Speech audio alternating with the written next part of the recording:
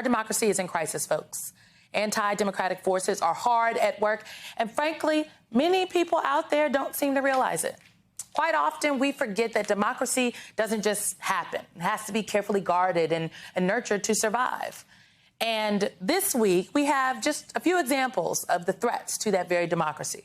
First up, Florida Governor Ron DeSantis. He eliminated the votes of more than 395,000 people when he suspended State Attorney Monique Worrell. This is the second time in 1 year that DeSantis has sidelined a democratically elected state attorney. And this man wants to take this executive overreach nationwide. He's currently courting votes on the campaign trail, where last month he said he would pardon former President Donald Trump for any federal convictions.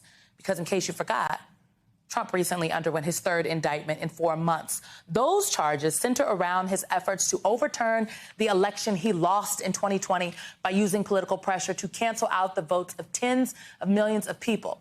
Trump's legal team recently argued in the latest court hearing that he should be given special consideration for what he can say about witnesses. The reason? Because he's running for president. Now, Trump continues to lie about the 2020 election and relentlessly attack public faith in our democracy, even after those lies endangered members of Congress, law enforcement, his own supporters, his own vice president, and our sacred tradition of peacefully transferring power. But it is not just the actions of candidates or elected officials that are putting our democracy in peril. Even our most sacrosanct institutions, bodies that are supposedly above the political fray, they're being called into question.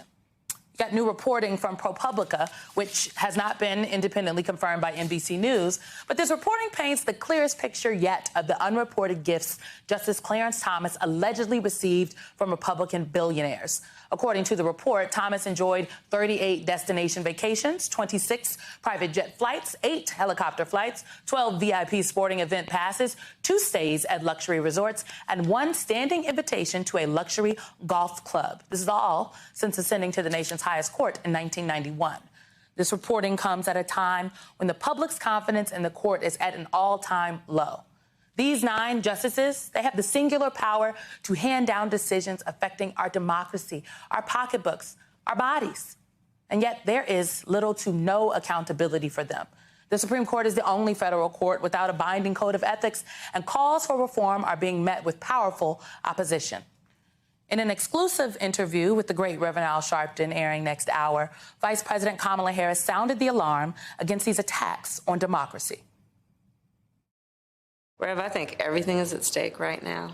When a democracy is intact, it strengthens the people, it protects and fights for fundamental freedoms, individual rights. It's a fight for order against chaos. It strengthens. On the other hand, democracy, incredibly fragile. It will only be as strong as our willingness to fight for it. Make no mistake, there are anti-democratic forces working to minimize your say in how you are governed. These forces rely on division and disinformation, and it's all to rob you of your voice. It is time to take notice, and frankly, folks, it's time to act.